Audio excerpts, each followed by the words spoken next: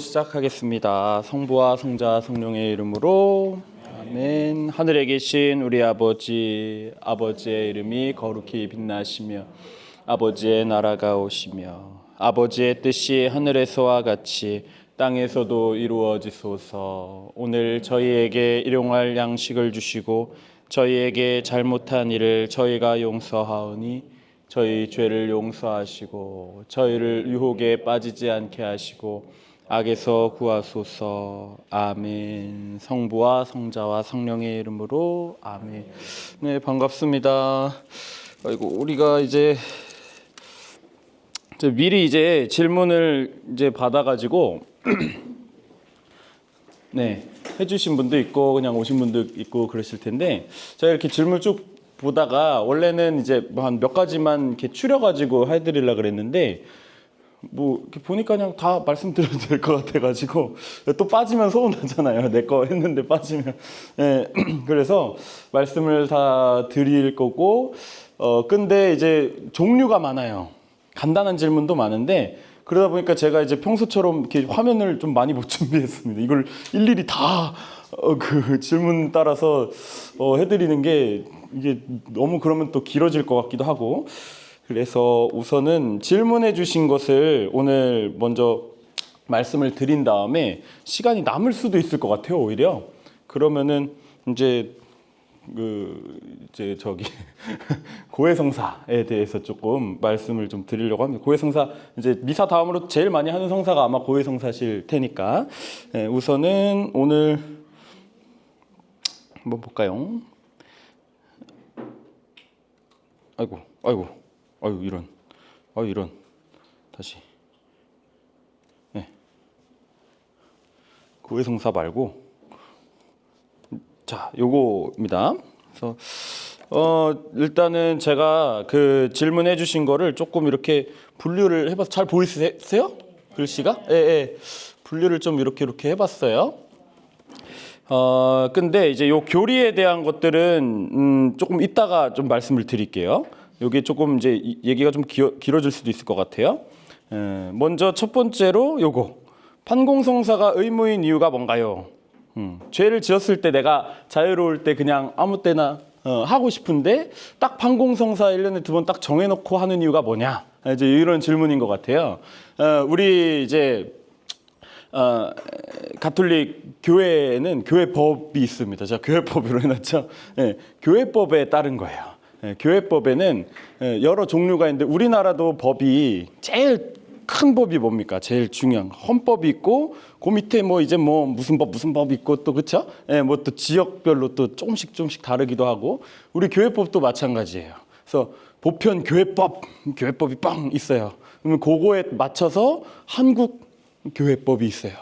그리고 지침들도 있고, 예, 그 큰 교회법에서 뭐라고 나와 있냐면, 세례받은 신자는 적어도 1년에 한 번은 자기를 성찰하고 고해성사를 하고 1년에 한 번은 영성차라고 돼 있어요.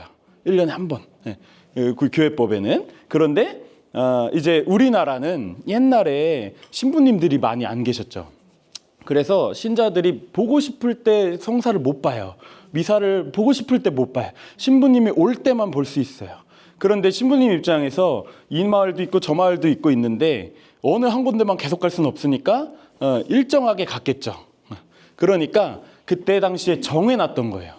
그럼 성탄이나 부활 때, 중요한 때라든가 이럴 때 1년에 한두 번 신부님이 오실 때는 우리가 고해성사, 그때밖에 못하니까 신부님이 오실 때만이라도 고해성사랑 미사를 하자.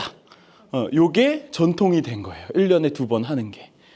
그래서 이제 나중에 우리가 이제 신부님들도 많이 생기고 했지만, 이거 아주 좋은 전통이다. 1년에 2번씩 우리가 신자들이 모여서 이제 뭐 신부님이 부족하진 않지만 이렇게 하는 것이 좋은 전통이니까, 그러면 제일 1년 중에 중요한 대림 때랑 사순 때 2번을 합시다.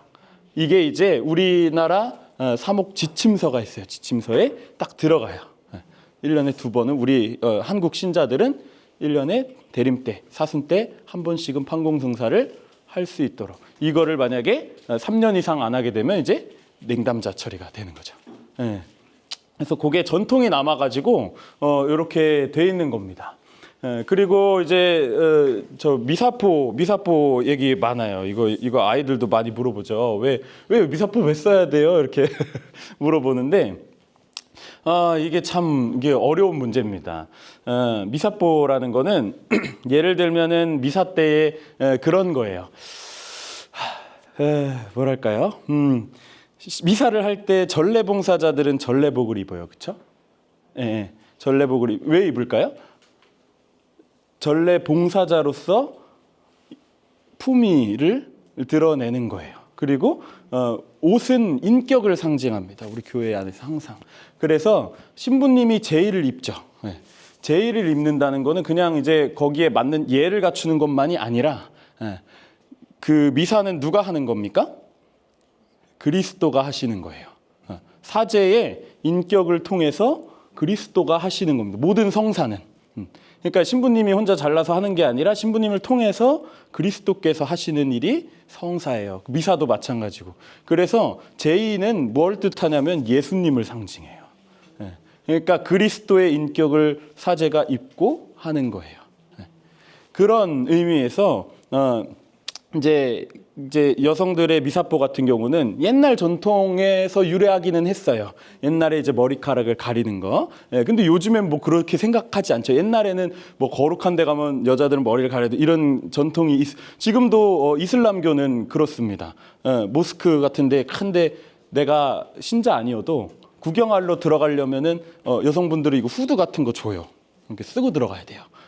그런 게 이제 전통에 남아 있던 것이 지금은 이제 뭐 그런 이유가 아니라 이것은 미사를 우리가 영화처럼 보는 게 아니잖아요. 미사는 보는 게 아니에요. 사실 미사는 참여하는 거예요. 그래서 참례한다 그러죠. 그래서 이 전례봉사자들하고 신부님만 미사를 하는 게 아니라 여기 있는 일반 교중분들도 다 이 미사에 참례하고 있는 거예요. 이 왜냐면은 우리 미사 때에 이제 미사 경문이 있죠. 신부님들이 보는 미사 경문이.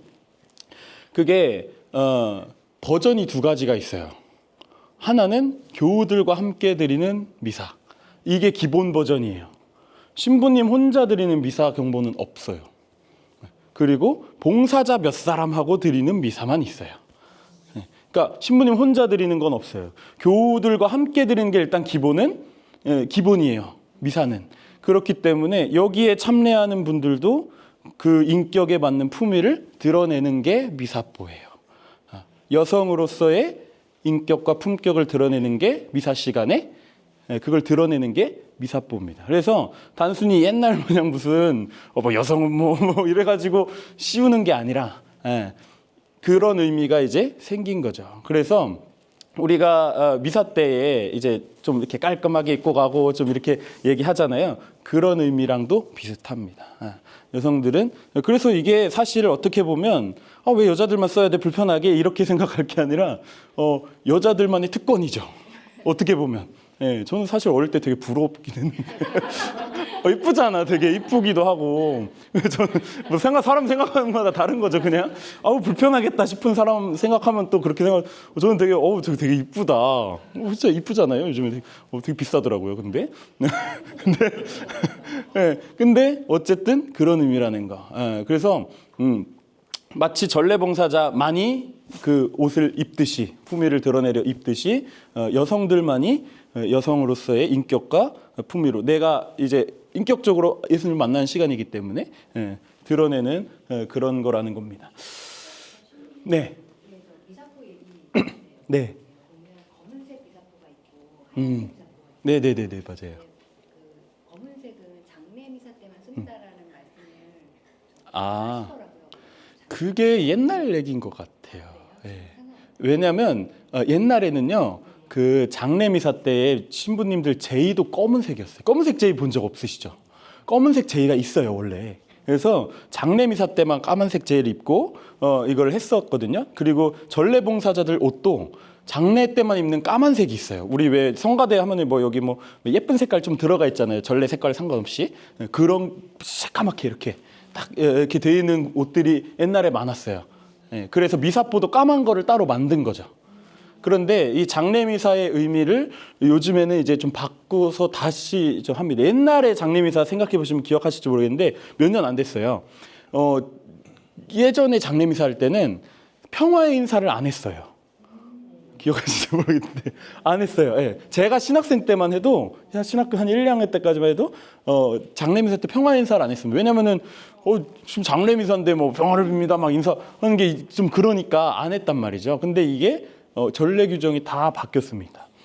장례미사라는 것은 우리가 물론 슬프죠. 그래서 엄숙하게 하는 것도 맞는데 우린 단순히 이 죽음에만 초점을 맞출 게 아니라 영원한 생명으로 올마감. 그래서 미령미사 감사성에 항상 그 얘기가 나옵니다. 죽음이 죽음이 아니요 새로운 삶으로 올마감이오니 이렇게 나와요.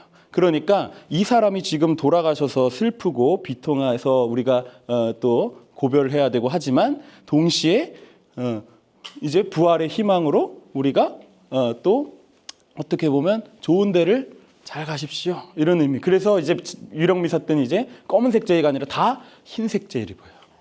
네. 흰색은 우리가 언제 입어요? 부활 대축일, 큰 기쁜 날, 성탄 대축일 이런 날 흰색 입어요. 장례미사 때도 일부러 흰색 입어요. 부활의 의미를 더 강조하는 겁니다. 돌아가신 것보다 돌아가셨지만 영원한 생명으로 이제 들어가시는 거에 더 초점이 맞춰져 있어요. 그래서 그 미사포도 옛날에 흰색이 있고 검은색이 있었던 건데 이제는 뭐 마음대로 쓰셔도 됩니다. 제의도 이제 흰색으로 바뀌었고 전례봉사자분도 이제 다 흰색으로 맞추죠. 그래서 이게 옛날에는 그랬었어요. 그래서 색깔은 상관이 없다는 거. 옛날에는 그렇게 했었어요. 자, 그 다음에 성당을 다닌다고 하면 가끔 신자 아닌 분들이 다녀볼까 하면서 관심을 가지는데 이럴 때 어떻게 이야기해주면 좋을까요? 이게 근데 너무 케바케가 많지 않나? 이게 일반적으로 제가 딱 말씀드리기는 어려운데 이제 이런 거 있죠. 나 성당 다니는데 라고 하면은 그분이 관심 가지는 이유가 여러 가지 있을 수 있거든요. 그러니까 원래부터 좀 성당을 좀 다녀볼까 싶었는데 나랑 친한 이 사람도 성당을 다닌대. 이참에 한번 나도 그럼 다녀볼까? 이럴 수도 있고요. 아니면은 아주 모범적인 좋은 사례가 뭐냐면 내 친구가 너무 사는 게 행복하고 좋아 보여요. 맨날 성당에 다닌다고 하는데 뭐 불평불만할 때도 있지만 그래도 열심히 다니고 나름 열심히 다니는 것 같고 왜냐하면 우리 입장에선 그렇잖아요. 다른 분들은 또 다르게 느낄 수 있어요. 그래서 뭐 사람 사는 데인데 힘든 건 똑같겠지. 근데 열심히 성당 다니고 하는 거 보니까 뭐가 있는 것 같아. 나도 다녀볼까? 이럴 수 있거든요. 그럴 때든지 언제든지 어떻게 얘기해 주면 좋을까요? 뭐 힘든데 오지 마 그냥. 그 이상한 사람도 많고 그냥 막 이러지 마시고 이거는 어떻게 보면 우리가 신앙을 강요하면 안 되죠. 이 사람과 의지와 상관없이 막 이렇게 했으면은 또 안 돼요. 근데요, 이게 우리가 한 가지 놓치는 게 있는 게 이것도 하면 안 되지만 가볼까 하는 사람을 막는 것도 안 되는 거예요. 왜냐면 이것도 이 사람의 의지를 무시하는 일이에요. 가볼까?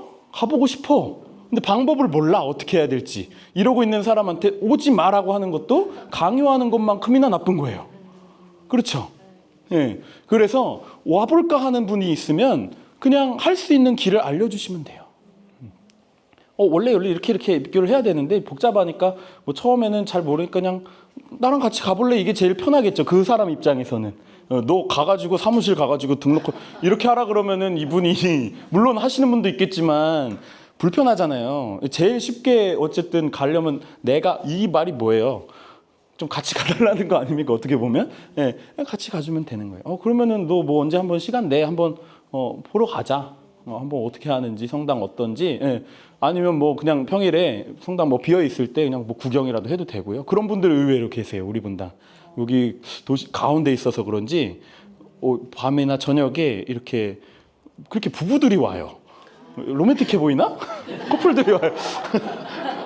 저녁 미사 끝나고 이렇게 문 열려 있고 이렇게 불 켜져 있잖아요. 우리 본당이. 그 사람들이 이제 다 가시고 이제 제대 분들만 좀 치우고 계실 때, 그럴 때 이렇게 보면은 젊은 커플들이 그렇게 옵니다.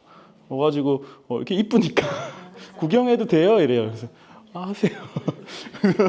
그러면 이제 막 이렇게 하고 가요.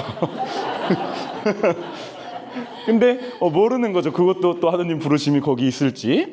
어쨌든 하느님은 여러 가지 방식으로 우리를 부르십니다. 그래서 잘 식별해야 돼요.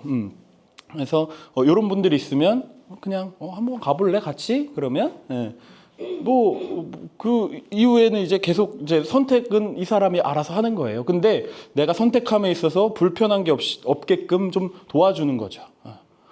이렇게 하면 돼. 방법을 좀 가르쳐줘야 이 사람도 뭐 선택을 하겠죠. 그렇게 말씀 좀 이끌어 주시면 돼요. 사춘기 자녀가 성당 가기 너무 싫어합니다. 이럴 때 강제로 보내는 게 맞는 거지. 질문. 네네. 저는 이제 하다 보면 네. 회사에서 있다 보면 그렇게 저한테 신앙 고백을 많이 해요.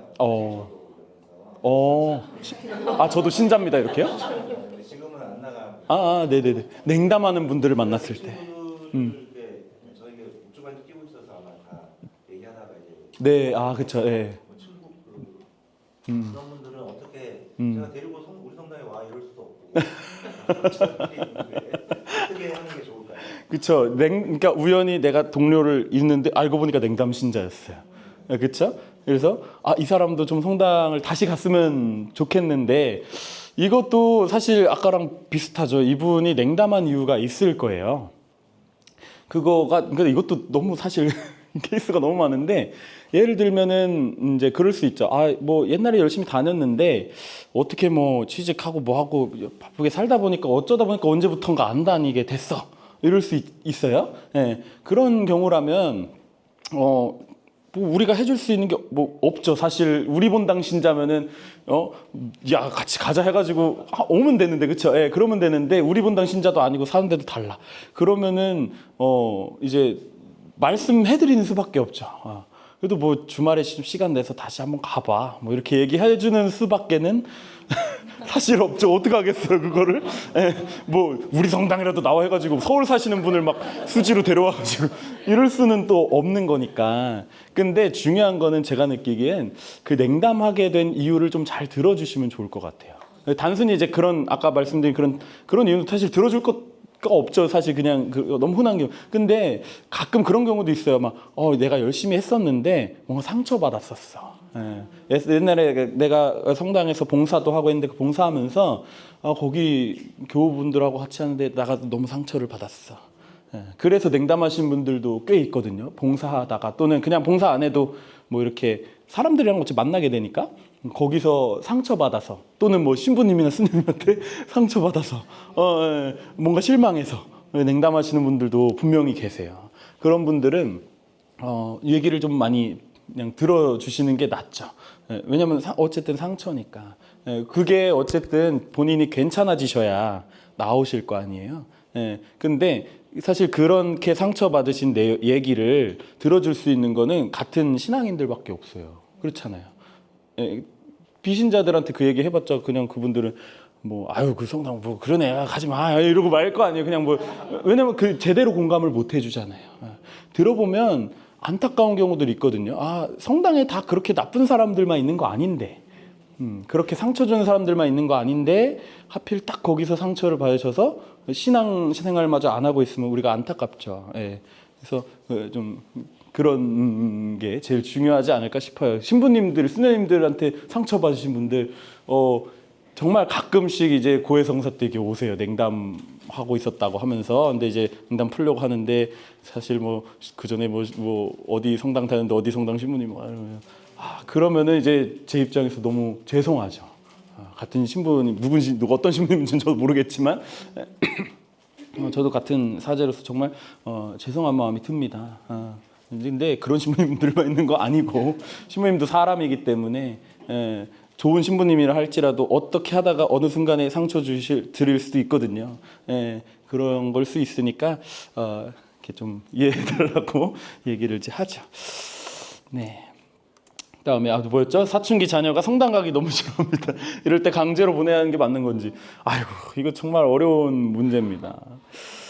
물론 그러니까 이게 자유로운 의지도 중요하고 그렇죠? 성당에 나가게 하는 것도 중요하고 그렇죠?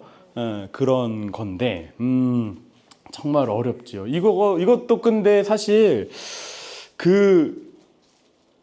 뭐랄까요? 그 아이마다 한 명마다 좀 다르기는 해요. 그러니까는 어떤 그 이유가 있어요. 안 가고 싶어 하는 이유가. 그러니까 그게 그냥 이제 귀찮아서일 수도 있고요. 아니면은 내가 성당 가는 것보다 그 시간에 뭐 학원에 가서 학원 친구들 만나거나 뭐 이런 게 더 좋아서. 그러니까 친구 관계 때문에가 대부분일 거예요, 아마. 이제 사춘기 때는. 예, 친구 관계 때문에 그런 사람도 있고 너무너무 다양한데 이거를 한마디로 제가 말씀드리기는 어려운데 강제로 보내야 된다. 강제라는 게 어떤 정도까지 강제죠? 물론 이제 머리카락을 적극 수는 없지만 그런데 부모님으로서는 적극적으로 가게끔 하는 게 맞긴 하죠. 그러니까 예를 들면 사실 신앙생활이라는 게 이렇게 좀 말하면 극단적일 수 있지만 지옥 가는 것보다는 낫다. 그러니까는 신앙생활이 내가 중요할수록, 그러니까 부모님한테 신앙생활이 스스로가 중요할수록 아이를 보내게 돼요. 무슨 말씀인지 아세요? 나한테 안 중요하면 얘한테도 안 중요해요. 예, 나한테 중요해요. 신앙생활의 힘을 내가 알아요. 가기 힘들 때도 있고 싫을 때도 있지만 그러나 그럼에도 신앙이 주는 있다는 거를 알아요. 내가 느껴요. 그렇다면 그만큼 아이를 가라고 하겠죠. 그런데도 애가 안 가. 내가 할 수 있는 물론 이제 너무 가정의 분란을 막 일으키면 안 되겠지만 그런데도 안 간다면 그것은 좀 기다려줄 필요도 있어요. 그런데 그래도 얘도 컸으니까 얘가 알아서 하게끔 해야지라는 식으로 그냥 만약에 냅둬 버린다. 이것도 사실 옳진 않아요. 이거는 신앙인 부모로서 의무를 안 한 거예요. 신앙인 부모는 교리교사로서의 의무가 있어요. 제가 예전에 한번 말씀드렸었는데 부모님들한테 자녀 인생 첫 교리교사가 부모님이에요. 내가 인생에서 대부분 아이들이 신앙을 처음으로 배우는 사람이 부모님이에요. 그래서 내가 이 자녀를 이제 인도할 의무가 있는 거예요. 부모로서, 신앙인 부모로서. 마치 성모님도 어린 예수님을 키우면서 신앙 교육을 시키셨겠죠. 유다인으로서 하느님에 대해서, 야훼 하느님에 대해서 성모님도 가르치셨을 겁니다. 물론 이제 예수님이 이제 순종하며 살았다 이렇게 나와가지고 어떨지 모르겠지만 어쨌든 그 모범을 따라야 되는 거. 그래서 어느 선까지 해야 됩니다 이렇게 딱 말할 수는 없을 것 같아요. 이게 뭐 상황마다 또 다르기 때문에 대신에 하실 수 있는 한 최대한 보내는 게 맞다. 최소한 그 네가 알아서 해. 이렇게 훅 해버리는 거는 그거는 좀 맞진 않죠, 사실은. 웬만하면 좀 이렇게 하려고. 그래서 부모님들이 힘듭니다.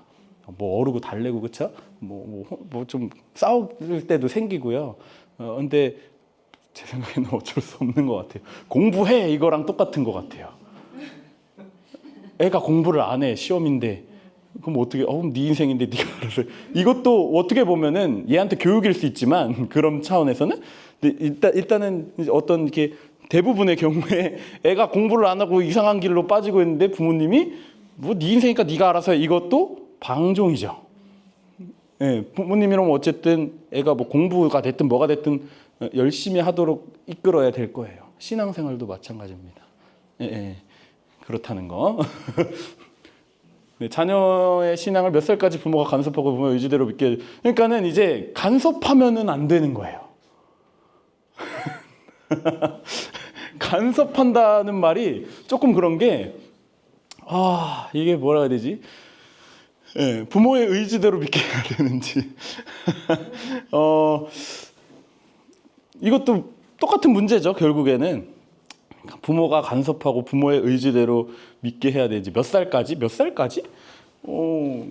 보통 근데 이제 어떻게 할래야 못하는 나이들이 그러니까 어느 순간에 탁 놓는 게 아니라 제가 보기에는 나이대별로 이끌어줄 수 있는 부분이 다른 것 같아요. 초등학생 때는 그냥 가자 손잡고 가면 가요. 그렇죠? 가서 뭐 애가 뭐 자든 뭐 하든 가긴 갑니다. 고학년쯤 되면 이제 슬슬 좀 안 갈라 그래요. 중고등학생쯤 되면은 이제 손잡고 가는 건 상상도 못하죠. 이제 알아서 얘가 가도록 해야 되잖아요. 예. 그런데 어릴 때는 우선 왔다 갔다 하는 거를 이끌어 주시는 거예요. 그냥 얘가 뭐 비사가치로 하든 뭐 어쨌든 성당에 왔다 갔다 하는 거. 주일날에 엄마 아빠랑 그냥 손잡고 성당에 가는 그런 일상. 어릴 때는요. 예. 그러다가 애들이 이제 크고 뭔가 인지하고 이제 애들이 이제 머리가 이제 크잖아요. 그러면은 알려줘야지 이게 얼마나 중요한 건지. 예. 그걸 알아야 애들도 가거든요. 공부하는 것, 제가 계속 공부하는 거 비유를 드는, 공부하는 것도 마찬가지인 게 어릴 때는 그냥 앉아 해 하면은 이제 뭐 유치원이나 뭐 이렇게 조그만 때는 해요 애들이. 근데 왜 내가 우리 애는 초등학교 저학년이나 이럴 때는 공부를 앉아서 잘했는데 왜 막 중고등학생 되니까 막 그냥 네, 이거는 그 나이 때 필요한 걸 해줘야 돼요. 그 나이 때는 이제 앉아서 해 이게 필요한 나이가 아니에요. 네, 그거는 혼자 할 수 있는 나이인데 그래야 될 이유를 몰라요 애들이. 신앙생활도 그런 것 같아요. 그래서 애들이 성당에 왜 나가야 되는지를 몰라요. 그리고 거기에 어떤 즐거움이 있는지 몰라요. 그래서 이제 성당에서는 뭐 저나 아니면 뭐 우리 선생님들은 오면 하여튼 재밌게 해주려고 막 열심히 하는 거고, 부모님들은 가봐 일단은 가서 친구들도 만나고. 왜냐면 그 나이 땐 친구들 친구 신앙이에요. 우리 그렇게 실제로 말해요. 우리끼리 얘기하는 게 아니라 실제로 또래 신앙이라 그래요. 또래 신앙. 네. 그땐 또래가 중요할 때예요. 그거를 알게끔 하는 것. 네. 그게 중고등학교 땐 중요하죠. 그 다음에 청년들이 됐을 때는 사실상 부모님이 이제 이래라 저래라 할 수가 없어요. 성인인데. 예, 그럴 때는 이제 그 삶에 또 맞춰줘야 돼요. 이것도 어려운데 대학생이든 이제 뭐 거의 청년들은 비슷해요. 고민하는 것들이 생겨요. 진로에 대해서나 아니면 뭐 이런 것들이 있죠. 취직에 대해서나 뭐에 대해서나 굉장히 고민들이 많고 첨예합니다. 생각보다 굉장히 그런 고민으로 인해서 많이 힘들어하고 많은 분들이 힘들어해요.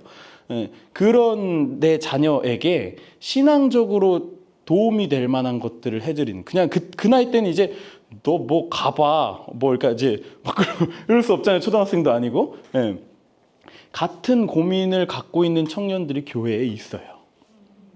그렇다는 걸 먼저 알려주셔야 되고, 그리고 이렇게 네가 지금 어디로 가야 될지 모르겠고 어떻게 살아야 될지 모르겠고 이렇게 좀 혼란스러울 시기에 이 신앙의 힘을 좀 알려주는 것. 그거는 이 사람 인생마다 다르겠죠. 예를 들면 저희 엄마 친구 딸이 있는데 의사예요. 엄마 친구 딸답게 의사인데 의대를 근데 저희 어머니도 이제 신자고 어머니 친구도 신자인데 그 엄마 친구 딸은 신자가 아니에요. 세례를 안 받았어요. 어릴 때부터. 근데 이제 저보다 누나거든요. 이 누나가 의대 가서 세례를 받았어요. 오히려. 이분은 의대에서 해부학하고 막 뭐 이제 배우잖아요. 어느 날 해부학을 하는데 그런 느낌이 들더래요. 아, 이게 사람이 뭘까? 그러니까 그러면서 이게 내가 지금 의사가 되려고 이렇게 하고 있는데 이게 의미가 있는 건지. 그러니까 되게 자기는 어쨌든 공부 열심히 해서 의대에 들어와서 남들 부러워하는 그거잖아요. 근데 되게 삶에 좀 회의감이 들더래요. 내가 이 의사가 돼서 뭐 하나? 어차피 다 이렇게 죽어가지고 이렇게 누워 있을 텐데. 회부하는데 그 생각이 들더래요. 네. 그래갖고 혼자 자취를 하는데 어머니한테 그게 이제 고민이 깊어지는 거죠. 그래서 그러니까 이제 공부하는 게 얼마나 힘들겠어요. 이제 내가 왜 공부해야 될지 이유가 없는데 의대 공부하는 게 뭐 쉽습니까? 너무 힘든 거죠. 그러고 앓다가 어머니한테 이제 그 얘기를 한 거예요. 막 울면서 전화를 했대요. 그 엄마 친구한테. 했더니 그 어머니 친구가 뭐라고 해줄 수 있겠어요. 엄마는 나는 의대 가본 적이 없는데. 근데 너가 그런 고민이라면 같이 나는 너를 위해서 네가 길을 찾게끔 나는 늘 그랬듯이 난 너를 위해서 기도할 거고, 그리고 너도 혹시나 가능하다면 성당에 한번 가봐라. 그런 거 얘기해 주는 게 종교 아니냐. 그래서 세례를 받았어요. 열심히 지금은 다니고 있어요. 예. 그래서 이런 식인 거죠. 그러니까 사람마다 이제 다 다르겠죠. 내 자녀가 어떤 일이 있을지. 그래서 부모님이 신앙이 두터워야 돼요, 사실. 예. 그래서 그래야 알려줄 수 있죠. 예. 그래서 몇 살까지라는 거는 제가 느끼기에는 조금 그런 것 같고, 부모님은 결국에는 계속 자녀를 이끌어야 돼요. 몇 살까지라는 게 없고 그 나이에 맞게끔 이끄는 게 맞는 것 같습니다. 성당에서의 봉사의 의미는 무엇일까요? 맞죠? 네, 봉사의 의미. 봉사의 의미, 이거 너무 포괄적인 질문인데, 봉사의 의미는 섬기는 겁니다. 그래서 혹시 뭐 교회 다니셨던 분 계세요? 개신교 교회? 안 계시구나. 개신교 교회에서는 봉사 맞잖아요. 예를 들면 내가 주일학교 교사를 맡았어. 이러면 그 사람들 뭐라고 표현하냐면 주일학교를 섬겼습니다. 이렇게 얘기해요. 제가 3년 동안 주일학교를 섬겼는데 이렇게 얘기해요. 물론 교회마다 좀씩 다르겠지만 거기는 이제 그렇게 표현해요. 봉사했다는 말을. 근데 우리도 그 의미는 똑같아요. 섬기는 거예요. 그래서 제일 교회 안에서 많이 섬겨야 되는 사람, 그러니까 섬김 당하는 게 아니라 섬겨야 하는 사람 이 사람이 이제 교황님이에요, 사실. 원래는 우리 말씀에 그게 있죠. 첫째가 되려면 섬기는 사람이 되어야 한다. 가장 큰 사람이 되려면 섬기는 사람이 되어야 한다. 사람의 아들도 섬김 받으러 온 게 아니라 섬기러 왔고 많은 이들의 영혼을 위해 목숨을 바치러 왔다. 이렇게 얘기를 하시죠. 그래서 봉사라는 것은 그런 예수님을 담는 일, 섬기는 일이에요. 그래서 이제 그렇죠. 이제 특히나 이제 뭐 교우분들도 이제 봉사를 하시지만은 신부님들은 이제 기본적으로 봉사하는 거예요. 교회와 하느님께 봉사하는 거죠. 섬기는 거죠. 그래서 특히 우리나라가 더 심해요. 신부님들에 대해서 막 이렇게 하는 거. 감사하는데 또 한편으로는 내가 섬겨야 되는데 너무 섬김을 받고 있는 거 아닌가 이런 생각도 들기도 합니다. 근데 어쨌든 봉사의 의미는 그런 거라는 거. 내 옆에 형제자매들과 하느님을 섬기는 일, 시중 드는 일 이런 일입니다. 그래서 섬겨라라는 말을 그 어원이 저기예요.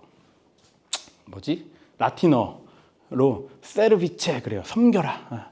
세르비체 도미눔 그래요. 주님 섬겨드려라. 도미눔 세르비체 막 이러거든요. 그러니까 세르비체가 뭐예요? 요즘에 서비스예요. 서비스. 영어로 서비스예요. 서비스한다. 네, 섬기는 것입니다. 기도. 시간 내서 기도하는 것이 어려워요. 생활 속에서 가장 쉽게 실현할 수 있는 기도는 뭐가 있을까요? 시간 내서 기도하는 게 쉽지 않죠, 당연히. 시간 내서 기도하는 게 제일 사실 좋긴 해요. 우리가 요즘에 이렇게 보면은 시간 내서 공부도 하고 시간 내서 운동도 하는데 시간 내서 기도는 안 해.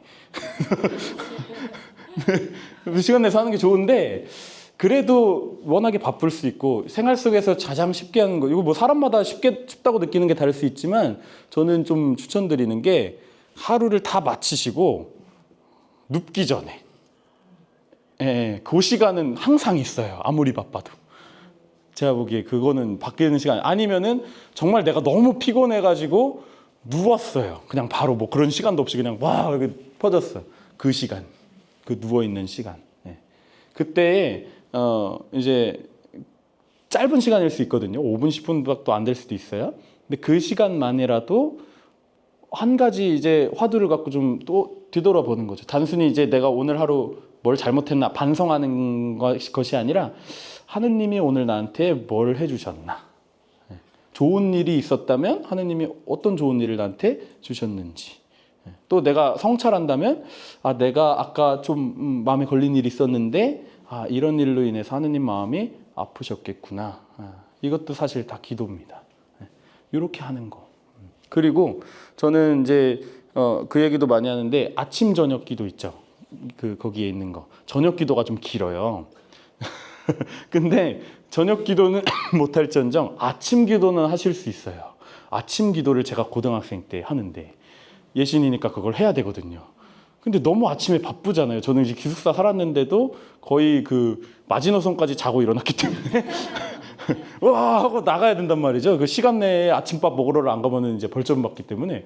갖고 아침 기도를 앉아갖고 할 수가 없는 거예요. 오히려 저녁 기도는 자기 전에 예신 친구가 있으니까 친구랑 같이 하면 되는데 아침 기도를 오히려 못해. 나가는 시간 다 다르니까. 어떡하지? 아침 기도 하는 시간을 제가 쑥 해가지고 쭉 이게 읊어가지고 하는 시간을 재봤더니 53초가 걸려요. 그래서 53초면은 신발 신으면 살 수 있다. 주님의 기도하고 뒤에 뭐지? 봉헌 기도인가? 뭐 하고 그 뒤에 이제 뭐 오늘도 생각과 말과 행위를 주님 평화를 입고 몇 마디 없어요. 아침 기도는 외우시기 편해요. 주님의 기도가 반 이상해. 그래서 이걸 외워. 그 다음에 나가면서 그냥 하는 거예요. 머릿속으로 걸어가면서 아침 기도. 네.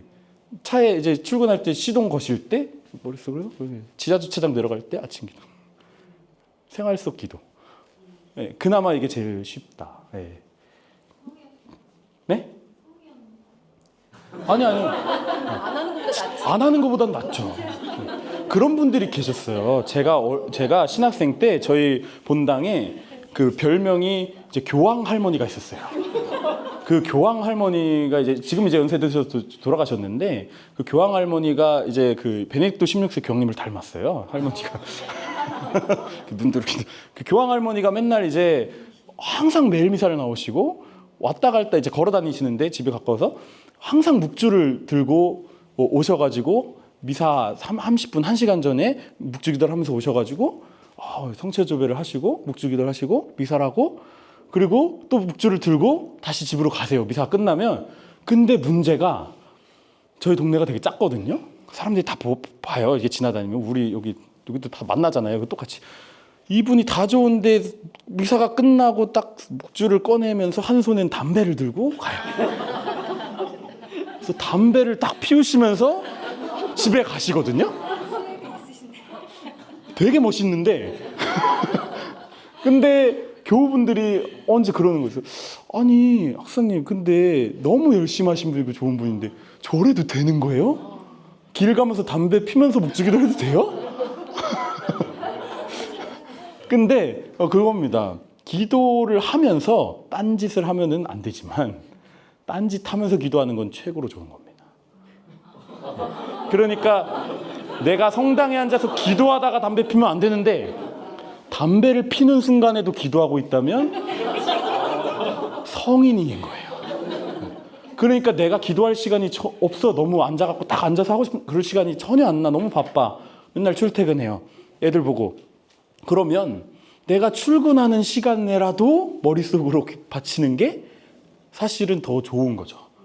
그거는 어떻게 보면 성의 없이 기도를 하는 게 아니라 이 사람은 이 자기 삶 안에서 최선을 다해 기도하는 거예요. 그거 하느님이 그렇게 아시죠. 네, 그렇게 하시면 된다는 거. 네. 식당에 가서 성호경을 하고 꼭 밥을 먹어야 하나요? 튀는 행동 같아 하기 어려울 때가 있어요. 이거 해야죠. 이거 뭐 물어보세요. 근데 튀는 행동 같다. 이거 근데 이해는 갑니다. 근데 이제 교우분들은 덜 하신 거예요. 저희 신부들은 이제 만약에 저희 동기 신부님들 모임을 하잖아요. 그러면은 저희 동기 신부님들이 수원 교구만 21명이거든요.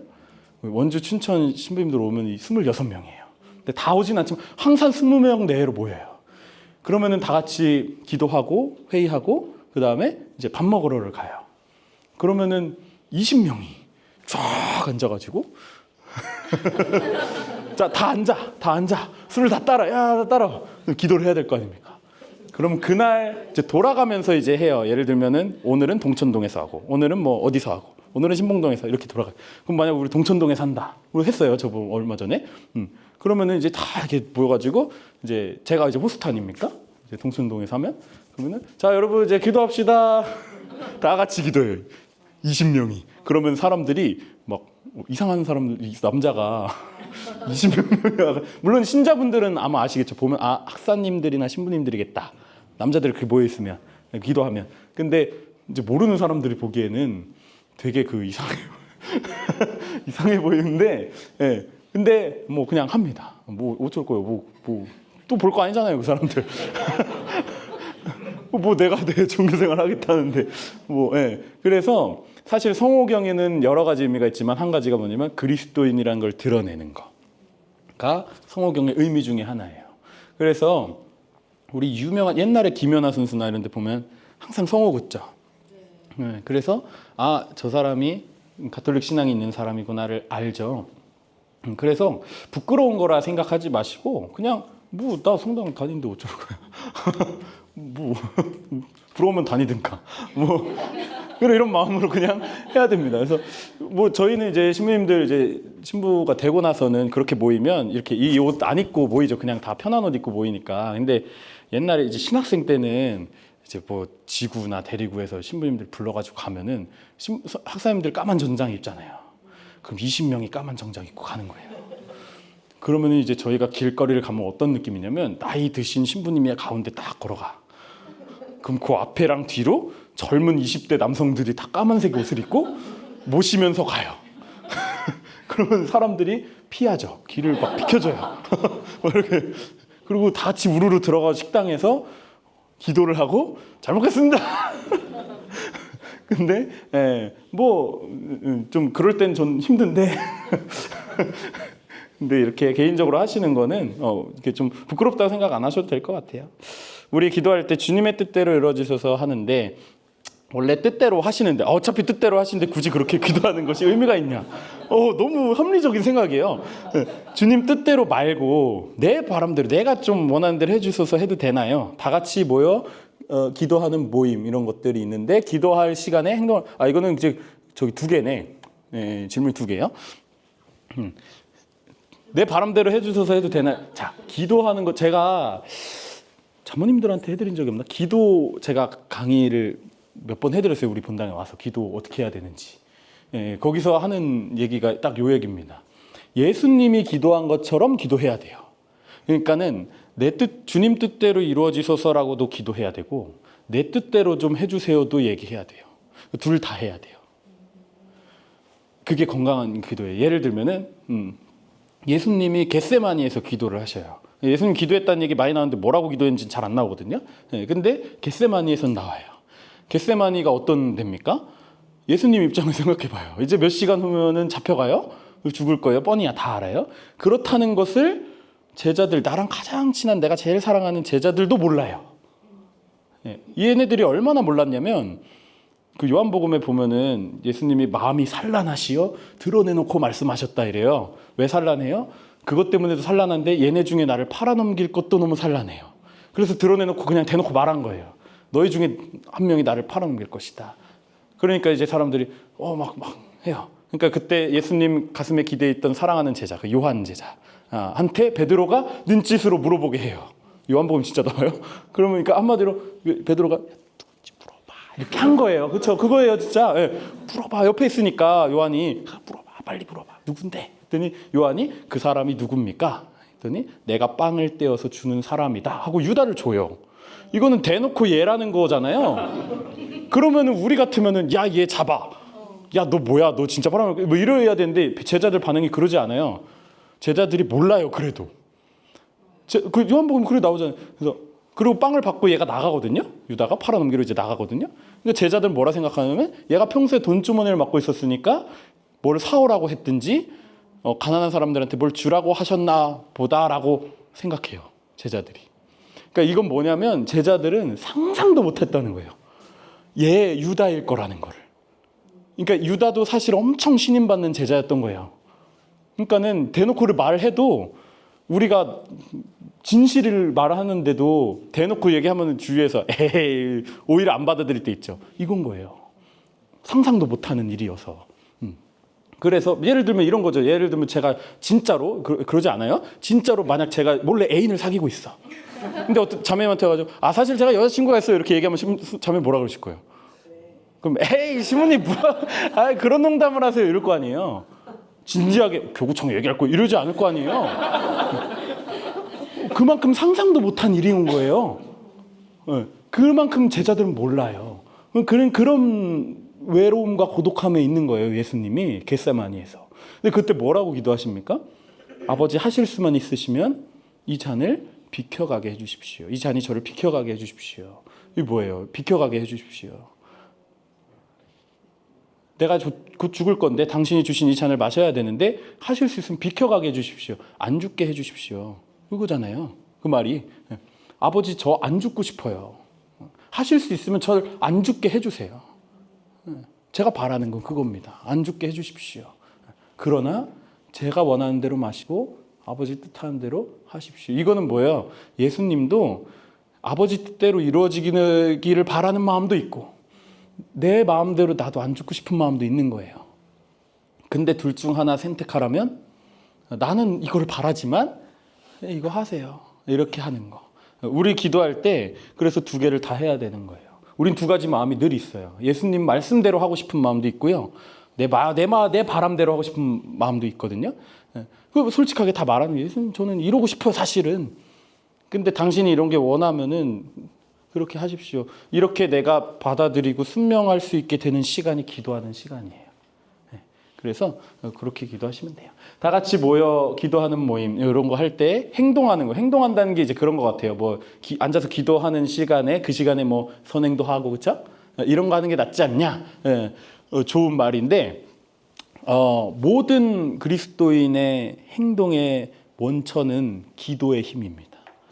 그래서 마더 데레사 스님이 있죠. 그분이 인도 캘커타에서 빈민들을 막 구제하는 사업을 하셨어요. 그러니까 얼마나 바쁘겠어요. 그 아픈 사람들부터 해서 기아부터 해가지고 스님들이 다 돌봐야 돼요. 엄청 바빠요. 그런데 무조건 하루에 1시간씩 스님들이 다 모여서 기도를 시킨 거예요. 그러니까 이제 이 마더 데레사 스님한테 한 스님이 똑같이 얘기합니다. 스님 이렇게 우리 기도하는 시간이 몇 시간이 있는데 좀 줄이고 그 시간에 쟤네들을 좀 더 돌보는 게 낫지 않겠습니까? 애들이 너무 많은데 힘든 사람이 지금 눈앞에. 근데 마더 데레사 스님 뭐라 그래요? 기도하는 시간을 줄이면은 봉사도 안 된다. 기도하는 시간을 줄이면 안 됩니다. 그 기도하는 시간을 줄여서 봉사하면 그만큼 잘 될 것 같죠? 안 된다는 거예요. 왜냐면 그 원천이 없기 때문에. 그렇죠? 그래서 이 기도 모임은 그런 힘을 얻는 시간이라는 겁니다. 앉아서 그냥 뜬구름 잡는 얘기하는 시간은 아니라는 겁니다. 이것도 많아요. 미사 마칠 때 장원 강복과 일반 강복의 차이가 뭐예요? 강복은요, 이거 좀 빨리 이제 얘기할게요. 강복은 이제 사제가 하느님의 복이 강복이 이제 내려오는 거 복을 내리도록 청하는 거거든요. 이게 간단하게 할 수가 있고 장엄하게 할 수가 있는데 장엄하게 하면 좋은 거는 길어지는 거 말고 구체적으로 이러이러하게 해주십시오라는 기도문이 들어가요. 장원강복은. 그러니까 장원강복은 왜 신부님 이렇게 하고 뭐 어쩌고 저쩌고 하소서 아멘, 어쩌고 저쩌고 하소서 아멘, 어쩌고 저쩌고 하소서 아멘. 그 다음에 이제 성부화 하잖아요. 그 어쩌고 저쩌고 하소서 그게 이게 단순히 신부님 혼자 말해서 되는 게 아니라 교우분들도 같이 들으셔야 돼요. 지금 이런 복을 우리 전체 우리 모두를 위해서 하느님이 내려주시기를 우리가 청하고 있구나. 그러니까 장엄강복의 차이점은 장엄한 거, 더 좋다는 의미가 뭐냐면 구체적으로 더 이제 복을 같이 기도할 수 있는 거, 같이 청할 수 있는 거, 그게 더 좋은 겁니다. 미사 인정이 되려면 어디서부터 어디까지 참여해야 되냐? 미사가 인정이 되려면 영성체를 해야 되거든요. 근데 중요한 건 이제 또 그거죠. 영성체를 하려면 언제까지 와야 돼요? 결국 이게 그 질문인 거거든요. 인정이 되려면 영성체를 해야 되는데 언제까지 와야 영성체를 할 수 있는 거냐? 근데 정해져 있는 건 없습니다. 규정이 없어요. 중요한 거는 마음가짐이 중요한 거죠. 항상 내가 게으름으로 인해서 늦었어요. 그러면 내 마음에 어떤 마음이 들어요? 이건 늦으면 안 되겠다. 양심상 이래놓고 미사했다고 하면 안 되겠다. 이럴 수 있거든요. 근데 그게 아니라 내가 게으르서 늦었는데 만약에 이 미사밖에 지금 주일 미사를 못 나와. 시간이 아예 안 돼. 그러면 모셔야죠. 안 모시는 것보단 낫죠. 그래서 세례받은 신자는 언제고 영성체를 할 수 있어요. 언제 와도. 그런데 중요한 건 마음의 문제입니다. 가장 내가 처음부터 와서 미사를 정말 중요하게 생각해서 하고자 하는 마음이 중요한 거죠. 근데 그러지 못했을 때, 사정이 있었을 때 왔을 때는 내가 최선을 다해서 왔는데도 막 좀 늦었어요. 그럼 뭐 성체 그래도 모셔야죠. 그럴 때는 그런 차이입니다.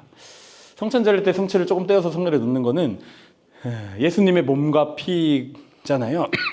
요게 부활을 상징합니다. 합쳐지는 거. 몸과 피가 그리고 성체와 성혈이 하나라는 것을 의미해요. 그래서 우리가 원래는 성체랑 성혈을 다 모셔야 되는 거 아닙니까? 미사 때 성체만 모시잖아요. 교우분들은. 근데 성체만 모셔도 성혈도 모시는 거랑 똑같아요. 그걸 의미하는 게 나타내는 게 떼서 넣는 겁니다. 그래서 예수님 하는 거. 그리고 뭐죠? 포도주가 아닌 다른 종류의 술이나 포도주가 없을 거고 물을 사용할 수도 있나요? 없어요. 안 돼요. 그래서 미사 때 쓸 수 있는 거는 순수하게 밀가루와 물로만 만든 빵, 누룩 없는 빵, 제병이 그렇게 만들어요. 그리고 100% 포도로만 빚은 술이에요. 그래서 다른 첨가물이 와인에 들어가거든요. 와인들 보면 100% 포도즙으로만 만든 거 잘 없어요. 맛이 없기 때문에. 근데 그거 아니면은 안 돼요. 그렇습니다. 물론 이제 여러 천사들이 우리를 돕고 있나요? 돕고 있어요. 그래서 성경에도 나오죠. 작은 이들을 업신여기지 않도록 주의하라. 그 사람들의 천사들이 내 아버지 얼굴을 보고 있다. 그러니까 우리 이제 얼마 전에 수호천사 기념일이었어요. 10월 초인가, 9월 말인가. 수호천사는 하느님께서 모든 사람에게 다 내려주신 영적인 존재들이에요. 그래서 이들이 하느님의 뜻을 우리한테 전달하고 우리가 하느님께 갈 수 있도록 돕습니다. 그러니까 그런 거 있죠. 만화에 보면 이렇게 천사가 나와가지고 막 이렇게 하고 이쪽에서 악마가 나와가지고. 근데 사실 이게 예쁘게 그린 거긴 하지만 실제로 약간 그런 역할인 거죠. 내가 악한 일을 하려고 할 때 마음에 걸려요. 하느님의 성령이기도 하지만 수호천사께서도 계속해서 다 같이 빨리 하고 있는 거죠. 전 돕고 있습니다. 그렇게 돕고 있는 겁니다. 왜 미사 시간에 앉았다 일어났다 해야 돼요? 이건 제가 좀 지금 힘드니까 영상을 한번 네. 여기가 그게 없네요.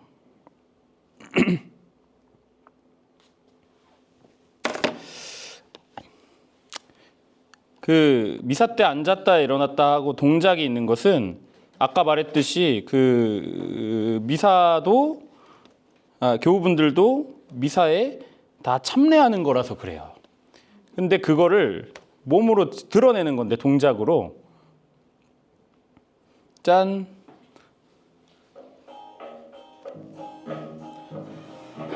친구들 안녕. 다미안 초등부용입니다 이거. 미사를 드릴 때 자연스럽게 여러 가지 동작. 이거 광고 좀 어떻게 안 뜰게 할 수 없나 이거. 기억하나요? 보지도 않는데 자꾸. 오늘은 그 동작들 상징에 대해서 알아보도록 해요. 미사 중 여러 가지 동작들. 미사 중 여러 가지 동작에는 다 의미가 있습니다. 내가 참례하는 의미가 있는데. 기도손. 하느님께 우리가 마음을 모아 기도드린다는 것을 표현해요. 서 있기. 하느님 말씀을 집중해서 듣고 마음에 받아들이는 자세예요. 앉아 있기. 중요한 소식을 기다리거나 하느님의 말씀을 귀 기울여 듣는 자세예요. 머리 숙이기. 머리와 목을 숙여 인사하는 것은 하느님께 대한 존경을 나타내는 자세예요. 가슴 3번 치기.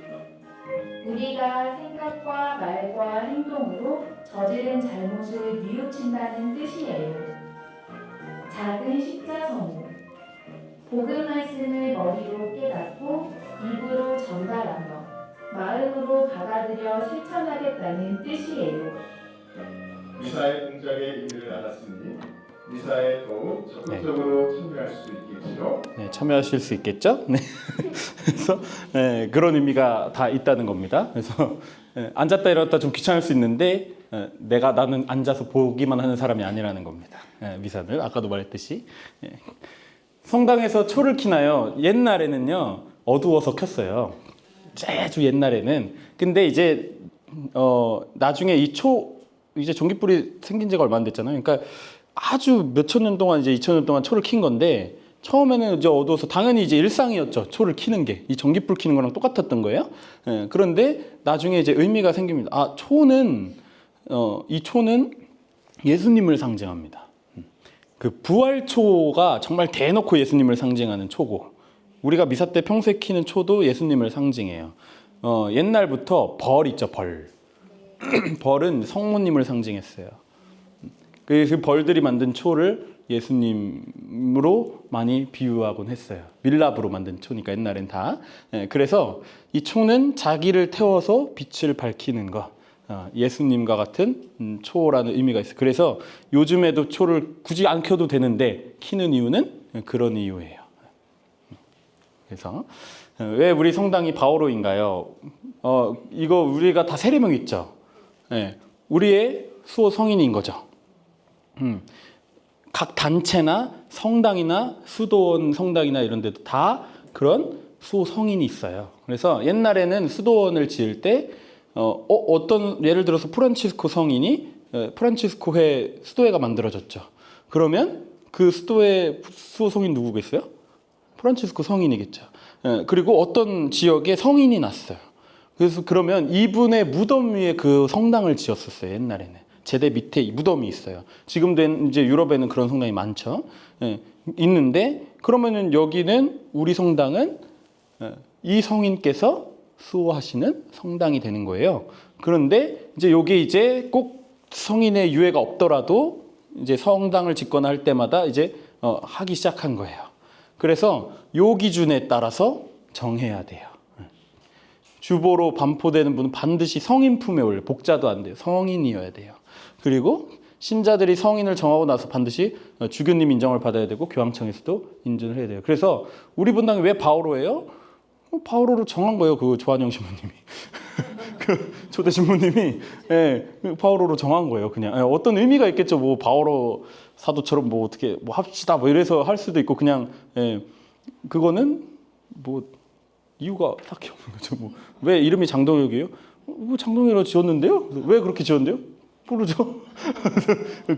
그런 겁니다. 근데 어쨌든 주보 성인이라는 거. 그리고 우리 교구에도 주보 성인이 있죠. 평화의 모 성모님. 그다음에 한국 천주교회는 천주의 성모. 그러니까 있죠. 그래서 이렇게 모임이나 이런 데 다 이제 소성인이 있다. 그래서 우리 분당은 단체별로 있는 데가 많지는 않은 것 같아요. 그러네요. 없네요. 청소년도 초등부도 딱히 없고 중고등부도 청년은 있네요. 테오도르니까 이름이 테오도르 성인이니까 청년만 있네. 뭐지? 그런 식으로 단체별로도 만들 수 있습니다. 이제 그런 거 뭐 그런 거는 이제 이름 짓기 나름인 거고 이렇게 스케일 크게 하는 건 아닙니다. 신부님 좋아하는 이건 좀 이따가 저는 이걸 좋아합니다. 성모님 왜 동정이어만 하냐? 동정이 죄업순을 기결되고 우리는 동정을 잃고서야 잉태되는 죄와 함께 태어났다는 뜻인가요? 그럼 자손을 번다는 장동체로 그렇죠. 장소를 만들어내는 그렇죠. 훌륭합니다. 이거 아주 훌륭하고 합리적인 생각이에요. 성모님 왜 동정이어야만 하나요? 이어야만 한다. 이어야만 한다는 말이 좀 그런데 동정이 죄 없음으로 기결되는 건 아니다. 일단은. 그러니까 동정이어야만 죄가 없는 거 동정이어야만 죄가 없는 거다라고 생각해서는 안 돼요. 그리고 그러니까 동정이 거룩함에 기여할 수는 있어요. 기여할 수는 있어요. 근데 동정이 아니라 해서 죄인은 아니에요. 그러면은 뭐 성인들도 뭐 다 동정녀만 뭐 다 저거 성인 돼야지. 뭐 아닌 사람 많거든요. 그래서 그쵸? 그러면은 됐죠? 그럼 자손을 번창하기를 바라시는 하느님은 그러니까는 이제 죄가 아니라는 거예요. 자손을 번창하기를 바라시는데 그걸 죄라고 하진 않으셨겠죠?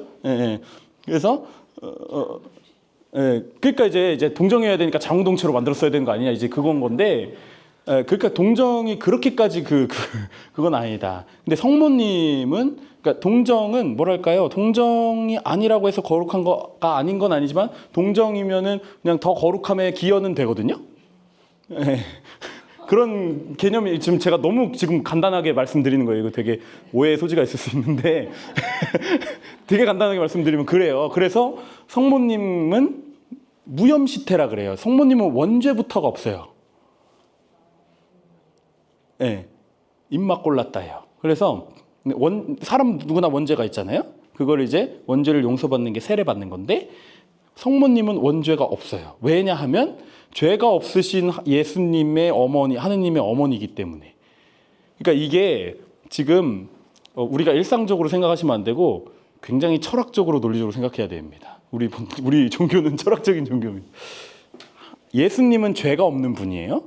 죄라는 거는 나쁜 일을 안 한다가 아니라 하느님과의 거리가 없는 분이라는 거예요. 하느님과의 거리, 멀어지는 게 죄예요. 죄라는 거는 원래부터가. 근데 예수님은 성자, 하느님은 성자이긴 하지만 삼위일체니까 하느님이시죠. 그러니까 거리가 있어요, 없어요? 없어요. 그리고 사람으로서 사시면서 계속해서 그 친교를 이루시는 행동이 기도하는 거예요. 대화하는 것. 그리고 이런 죄 없는 분을 낳으시기 위해서 이 죄 없는 분이 하느님이지만 동시에 온전히 사람이기 때문에 죄 없는 사람을 낳아야 해. 그런 어머니는 죄가 있으면 돼요? 안 돼요? 없어야 돼요. 그래야 말이 돼요. 예. 그리고 이게 되게 철학적으로 생각하셔야 돼요. 예. 그래서 이분은 무염시태라 그래요. 성모님 무염시태 축일도 있거든요. 예. 성모님은 그 잉태될 때부터 그 특별한 은총으로 없어요. 원죄가 없는 분이에요. 예. 왜냐하면 하느님 구원 계획이 이미 다 있었기 때문에. 이 위에 이제 이게 이제 교리랑 다 연결됩니다. 네. 그래가지고 그렇다는 겁니다. 하여튼 그래서 동정녀라는 그 믿음이 아주 옛날부터 우리 전통에 있었어요. 네. 그래서 개신교 어떤 종파들은 이걸 안 믿어요. 동정녀 아니었다 이렇게 믿어요. 네. 그런데 우리는 동정녀라고 믿어요. 왜냐하면 성경에도 근거가 있어요. 성경에 보아라 동정녀가 잉태하여 아들을 낳을 것이니 그 이름을 임마누엘이라 하리라. 이게 이제 이사야서에 나오는데 이사야서를 보면 뭐라고 나오냐면 보아라 젊은 여인이 잉태하여 이렇게 나와요. 근데 성경의 신약성경으로 오면서 번역을 그리스말로 번역하면서 이 젊은 여인이 동정녀로 바뀌거든요. 근데 그거를 번역한 사람의 전통을 우리는 따르는 겁니다. 괜히 동정녀로 번역한 거 아니다 이거. 예, 그 믿음이 있기 때문에 그렇게 번역한 거예요. 우리 전통 안에서. 근데 우리는 전통을 믿어요. 성경도 믿지만. 근데 개신교는 성경만 믿어요. 그러니까 그거 믿어야 안 믿어요? 안 믿어요. 전통에 따른 거라서. 네. 가톨릭 전통에 따른 거라서. 그렇습니다. 이게 깊이 가면 너무 어려워요. 네. 그 마지막으로 이거는 거의 하나의 질문인 것 같아요. 이거는 좀 이거 진짜 애들이 물어본 것 같은 느낌인데. 네. 천주교인들 고문하던 사람들 지옥에 모르죠. 근데 그 사람들이 만약에 이게 정말 참된 종교구나 알았어. 그런데 나는 이거 안 되겠어 하고 그냥 해버렸어. 이러면 지옥에 갈 확률이 좀 높죠. 근데 그때 당시 사람들은 천주교나 복음에 대해서 뭐 상상도 못한 얘기고 들어본 적이 없기 때문에 아마 그 사람들이 느끼기에는 우리가 신천지 보는 느낌 아니었을까요? 그래서 이제 열심히 어떻게 보면 이제 고문 형리로서 열심히 일을 한 거죠. 근데 이 사람을 갖다가 무조건 지옥에 간다고 얘기할 수는 없는 거예요. 이 사람이 하느님 말씀을 모르고 평생을 그렇게 따지면 뭐 아프리카 오지 그럼 이순신 장군도 다 지옥 가고 복음 몰랐으니까 그러진 않았겠죠? 네, 근데 천주교인들을 고문했던 것, 이 사람의 삶이 어땠냐에 따라서 또 다를 것 같아요. 제 생각에는. 뭐라 한마디로 얘기할 수는 없을 것 같습니다. 사람은 왜 병에 걸릴까요? 그리고 자식 키우느라 전문 시절 고생하신 부모님들이 이제 많이 편찮으시고 힘들어 하시는데 사람들이 생을 마감하는 순간 다르게 표현하면 영원한 생명을 얻거나 연옥에 가거나 하는 그 순간을 힘들지 않게 해주시면 좋겠는데 그쵸? 지켜보는 가족들도 투병하시는 어르신들도 너무 힘들어서요. 하느님이 왜 이런 고통을 주실까요? 그쵸? 왜 병에 걸릴까요? 왜 고통을 주실까요? 똑같은 질문인 것 같아요. 그쵸? 그리고 요 전쟁 얘기는 좀 딴 거고 삶이 고단하고 힘든 일이 끊임없이 겪는 주변 사람이 있어요. 맞아. 그런 분들이 꼭 주변에 한두 분씩 있죠. 원래 신자였는데 하나님이 계시다면 이거 너무한 거 아니냐고 이제 그쵸. 이제 뭐 냉담하신 분들 아까 제가 말했듯이 이런 분들 계시는데 어떻게 말해주면 좋을까요? 한마디로 고통을 왜 주시는가? 이거예요. 그렇죠. 이 세 가지 질문은 다 우리가 유형은 다르지만 결국에는 하느님이 왜 고통을 주시는가? 그 하느님이 고통을 주는 건 아니에요. 고통을 받아라 하고 주는 게 아니라 고통을 허용하시는 거예요. 그 똑같은 말 아닙니까? 좀 달라요. 이거는 좀 많이 다릅니다. 고통을 왜 하느님이 물론 그러실 수도 있죠. 어떠한 깊은 뜻이 있어서 일부러 고통을 주실 수도 있지만 일부러 그렇게까지 하시는 분은 아니다. 이걸 뭐라고 해야 될까요? 신학교 1학년 1학기 그 신학 원론 시험 문제가 이거였습니다. 인간은 왜 고통을 받는가? 1학년인데 너무한 거 아니냐고. 네. 왜 고통을 받느냐? 여러 가지 옛날에는요 이렇게 얘기를 했었어요. 벌 받는 거다. 그렇죠? 네. 우리가 그렇게 많이 느끼잖아요. 내가 뭘 잘못해서 나한테 벌을 주시나? 이렇게 느끼게 되죠. 근데 실제로 그렇게 가르칠 때도 있었어요. 그런데 그게 아니라 요즘에 우리가 신학자들이 얘기하는 것은 이 세상이라는 것은 인간이라는 것은 불완전해요. 결핍되어 있어요. 하느님이 계속 창조하고 계세요. 창조가 멈춘 게 아니라 딱 처음에 창세기에서 빛이 생기라 하고 끝난 게 아니라 지금도 창조하고 계시거든요. 이 창조가 완성되는 게 종말이에요. 종말은 세상이 망하는 게 아니라 세상이 완성되는 게 종말이에요. 그러니까 아직 완성되어 가고 있어요. 비커밍인 세계예요. 우리가 비커밍 월드라 그래요. 그래서 실제로 되고 있는 세계예요. 결핍이 있어요. 어디에다. 그래서 사람도 결핍이 있죠. 네. 그게 병이나 죽음으로 나타나기도 하고 우리의 내적인 어떤 부족함도 있는 거고요. 사람 성격이나 뭐 이런 것들. 모든 그런 것으로 인해서 고통이 생겨나요. 근데 그것을 하느님은 막지 않으세요. 왜냐하면 막으면 이제 이 질문이랑 똑같아요. 전쟁. 나쁜 사람들이 전쟁 일으켜. 무고한 사람만 죽어. 하느님이 나서가지고 푸틴 같은 사람 좀 이렇게 갑자기 죽고 막 김정은 같은 사람 갑자기 어떻게 되고 좀 잡아가야 되는 거 아닌가. 그런데 그것은 하느님이 우리에게 이 세계에 자유를 주셨기 때문입니다. 그거를 간섭하는 순간 아무리 악한 행동을 해서 그걸 막으려고 해도 그걸 간섭하는 순간 우리가 자유가 없어지는 거예요. 우리가 꼭두각시가 되는 거랑 똑같아요. 이해 가세요? 이것도 되게 굉장히 철학적이고 신학적인 얘기인데 자유의지가 있기 때문에 인간이 존엄한 거예요.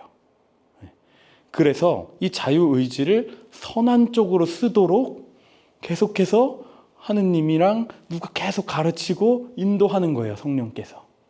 근데 자유롭기 때문에 그 말을 안 듣고 안 하려면 안 할 수도 있는 거예요. 사람이. 그래서 죄를 짓는 거예요. 근데 그러지 못하게 해서 하느님께로 올바른 일을 하도록 끌어오는 거를 바라는 거잖아요. 그거는 자유롭게 하느님께 다가가는 게 아니죠. 그거는 사랑이 아니에요. 예를 들면 내가 이 사람을 너무 사랑해요. 이 사람도 나를 사랑했으면 좋겠어요. 그러면 내가 어떻게 해요? 뭐 어떻게 꼬시든지 뭐 하겠죠. 이 사람이 나를 좋아하게끔 하겠죠? 근데 결국 나를 좋아하게 되는 건 누구 선택이에요? 이 사람이 선택하는 거잖아요. 이 사람이 자유롭게 나를 선택하는, 그렇게 되도록 우리가 좀 이렇게 할 수는 있어도 그거랑 똑같은 겁니다. 근데 만약에 이 사람이 어디선가 정신 개조를 당해가지고 뇌에 무슨 수술을 받아가지고 뭐 무슨 만화처럼 마법의 물약을 먹어가지고 갑자기 나만 사랑하게 됐어. 처음엔 좋을 수도 있겠죠. 근데 생각해 보세요. 그게 진짜 행복할까요? 이 사람이 자유롭게 나를 사랑한 게 아닌데? 네. 이 사람이 아닌 거예요. 내가 사랑하는 이 사람이 이제 아닌 거예요. 그렇게 되면. 하느님도 마찬가지예요. 전쟁, 물론 하느님도 멈추고 싶어 하시죠.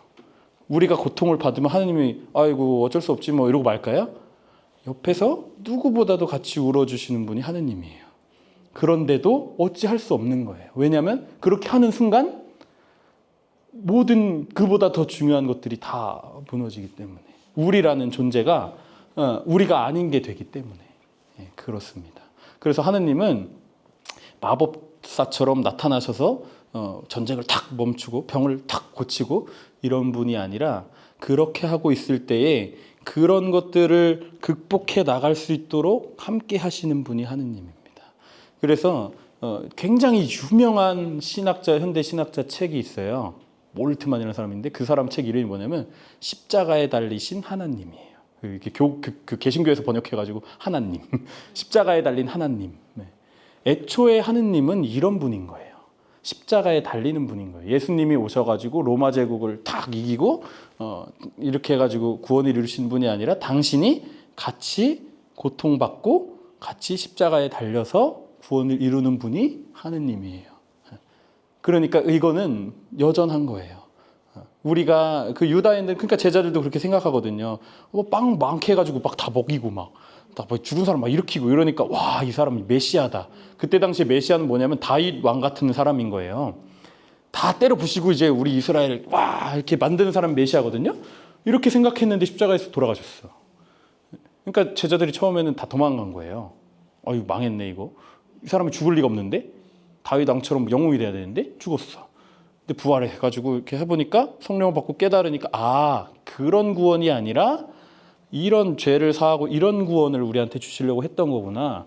우리 고통과 함께 하시려고 그런 하느님이라는 거죠. 그래서 우리는 이런 상황에 처하면 그 제자들 같은 메시아를 원해요. 아픈 것도 낫게 해주고 뭐 전쟁 나면은 좀 푸틴 같은 사람도 어떻게 해가지고 하고 그런데 하느님은 그런 하느님이 아니라는 거죠. 그렇게 하면 이 세상에만 얽매여 있을 뿐이에요. 그냥 이 세상 일만 해결될 뿐이죠. 우리의 죄나 이런 건 사실 다 남아 있겠죠. 예. 그래서 굉장히 근데 이게 우리가 머리로는 이해하지만 사실 어려움에 닥친 사람들한테는 잘 안 들리죠. 이런 말씀을 드리는 게 어렵긴 합니다. 근데 계속해서 이런 분들에 대해서 하느님이 그런 분이 아니라는 거 좀 말씀해 주시면 좋을 것 같고, 무엇보다도 하느님이 가장 많이 옆에서 위로하시는 분이라는 거, 그게 제일 중요합니다. 외짝 교회인 경우에 영성체 보시는 게 왜 안 되는 건가요? 예? 예? 무슨 말이지? 저도 이거 근데 미리 보면서 좀 이해가 안 됐어요.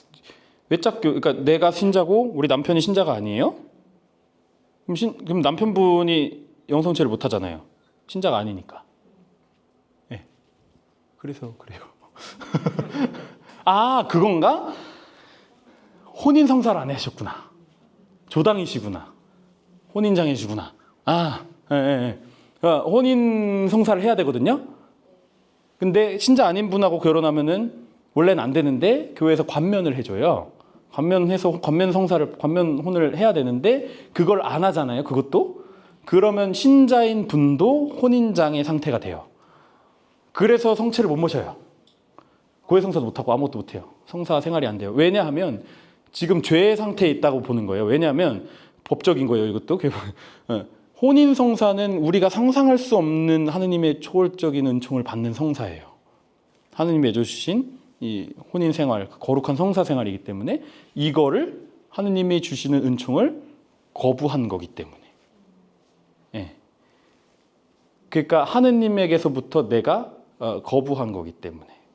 법적으로는 그런 상태인 거예요. 물론 사람마다 사정이 다 일부러 내가 안 해서 이런 걸 아닐 수도 있지만, 그래서 이 상태는 지금 스스로 죄에 빠져 있는 상태예요. 그 혼인 성사를 하지 않음으로써 하느님이 마땅히 내가 그냥 마땅히 거저받을 수 있는 은총을 안 한 상태이기 때문에 죄의 상태에 있다. 그래서 성체를 모실 수가 없어요. 예. 근데 이런 경우는 간단해요. 그냥 관면혼 하시면 돼요. 오셔서 그 서류 쓰시고 그냥 이제 오랜만에 리마인드 할 겸 이렇게 혼인하시면은 됩니다. 네. 네. 네. 아니에요. 상관없어요. 그런데 중요한 거 그거는 근데 왜 그 천연성체 하시는 부모님들이나 다 이제 하잖아요. 조당 푸시잖아요. 왜 그러냐면 엄마가 성체도 못 모시고 아무것도 못 해. 근데 애가 천연성체를 해도 애는 할 수 있는데 얘가 그러면은 부모님의 그런 거 없이 계속 혼자 다닐 거라는 거죠. 아니잖아요. 부모님이 어쨌든 같이 신앙생활 아까 말했듯이 부모님이 자녀를 이끌어야 되는데 부모님 스스로가 신앙생활을 못 하는데 얘를 어떻게 이끌어요? 그러니까 그런 차원에서 그거를 다 해소를 해드리는 거예요. 얘를 이끌어야 되니까 얘가 이제 처형성체를 받으면 성체도 모시고 신앙인으로서 살아가야 되는데 혼자 크는 거 아니거든요. 부모님이 이끌고 책임을 지고 해야 되는데 그 사람이 신앙생활을 못해 이러면은 안 되니까 그래서 이제 부모님들한테 다 이제 하시라고 하는 겁니다. 법적으로 안 되게 정해져 있지는 않아요. 근데 실질적으로 그렇게 돼 있으면 아이를 이끌 수가 없죠. 그래서 다 하는 겁니다. 되게 많네요. 이제 하다 보니까. 그래요. 뭐 다 비슷한데, 하느님의 사람을 만들었고 인간은 모두 하느님 자녀라고 생각하는데 교회에서는 마치 믿는 사람만 자녀고 믿지 않는 사람은 자녀가 아닌 것 같은 느낌입니다. 이것이 옳게 느끼는 것일까요? 하느님이 사람을 만드셔서 다 하느님 자녀 맞아요. 이렇게 느끼셨다. 이것은 어떻게 보면 그러니까 그 느끼신 분이 잘못하셨다기보다 이건 우리 교회가 반성해야 되는 문제인 겁니다. 물론 세례받은 신자이기 때문에 더 하느님의 은총을 더 받고 이런 건 맞아요. 그렇다고 세례받지 않은 사람들을 갖고 악의 물이다 이러면 또 안 되는 거예요. 하느님 자녀가 아니면은 악의 물이에요. 예수님이 그러죠. 나와 함께 모아들이지 않는 사람은 흩어버리는 자다. 내 편에 서지 않는 자는 나를 반대하는 자이고 나와 함께 모아들이지 않는 자는 흩어버리는 자다. 이렇게 말씀을 이거는 되게 흑백 논리 같잖아요. 근데 그렇죠. 하느님께서 모든 사람을 모아들이고 하느님께서 창조해 나가신데 거기 협조하지 않아. 그걸 오히려 분탕쳐. 이거는 사탄 마귀들이 하는 짓이에요. 그런데 세례받지 않은 사람들, 하느님 모르는 사람들은 몰라요, 말 그대로. 그러니까 이 사람들은 하느님의 자녀가 하느님 만드신 하느님 자녀인데 우리가 함께 더 우리 형제로 모아들여야 될 사람들이지 사탄 무리의 그게 아니라는 거예요. 근데 믿지 않는 사람은 자녀가 아닌 것 같다. 이거는 마치 교회가 세례받은 사람만 자녀고 이 사람은 자녀가 아닌 것처럼 느낀다는 거잖아요. 이거는 어찌 보면 우리 교회가 잘못하는 거죠. 우리도 중요해요. 이 울타리 안에 계신 분들도 중요한데 이 바깥에 있는 사람도 중요하죠. 이 사람들 구원의 복음을 모르네? 알려줘야죠. 알려줘서 하나님 자녀로 살 수 있게 해줘야죠. 그러니까는 그렇게 딱 뭔가 편가르기 하듯이 느꼈다면 교회에서 뭔가 잘못하고 있다. 반성해야 된다. 천사 사탄도 하느님 피조물이라면 사탄은 왜 죄 싹을 자르시지 않으셨을까요? 이것도 아까 자유의지와 관련되는 겁니다. 사탄은 왜 생겼을까요? 사탄을 하느님이 사탄 만들어야지 하고 사탄을 만드셨을까요? 천사를 이렇게 만들고 사탄도 만들어야지 이러고 만드셨을까요? 아니에요. 하느님은 천사만 만드셨어요. 처음에. 사탄은 어떻게 생겼습니까? 천사가 타락한 게 사탄이에요. 천사는 하느님께 협조하는 애들이에요. 하느님의 심부름꾼이에요. 하느님께 순명하는 애들인데 그러니까 이거는 좀 이거 되게 영성적인 얘기인데 이게 좀 세상의 어떤 논리를 이제 벗어나셔야 됩니다. 이게 이제 이성을 초월하는 겁니다. 이게 뭐냐면 하느님의 구원 계획은 시간이 없어요. 과거, 현재, 미래가 없어요. 자, 예를 들면 하느님께서 시간 밖의 얘기예요. 우리가 사는 이 연대기적인 시간 밖의 얘기예요. 하느님이 창조하시고, 그러니까 우리는 그렇게 생각하죠. 창조하시고 뭐하고 예수님이 나타나고 이렇게 순서대로 생각하는데 이거가 없어요. 하느님은 그 시간 바깥에 계신 현재만 있는 분이에요. 오로지 현재만 영원하신 분. 그래서 천사들이나 영적 존재들도 마찬가지예요. 시간에 갇혀 있는 건 우리예요. 이 세상, 물리적인 세상이. 그래서 너무 어려워진다. 그래서 하느님이 천사도 만드시고 사람도 만드시고 모든 계획에 대해서 이 구원 계획에 대해서 반대하는 천사들이 있어요. 이 천사들이 뭐라 그러냐면 이제 이거는 우리 전통이나 여기 성경에 안 나와요? 전통이나 여기 있는 거예요? 얘네들이 반대하는 건 그겁니다. 왜 우리보다 고귀하지도 않은 인간을 만들고 그 사람들을 당신 자녀라 그러고 그들을 위해서 당신이 왜 목숨을 바칩니까? 이거는 지금 시간 관계와 상관없는 거예요. 예. 왜 그렇게 해서 구원을 해야 됩니까? 예. 나는 그게 옳지 않다고 생각해. 예. 그래서 나는 그거를 방해할 거야 라고 하는 애들이 사탄이에요. 그러니까 천사들이 우리가 미카엘도 있고 가브리엘도 있고 있죠. 우리 사탄 하면은 누구가 떠오릅니까? 루시퍼. 루시퍼는 루치펠이라 그래요. 루치펠은 무슨 뜻이냐면 샛별이란 뜻이에요. 빛의 천사예요.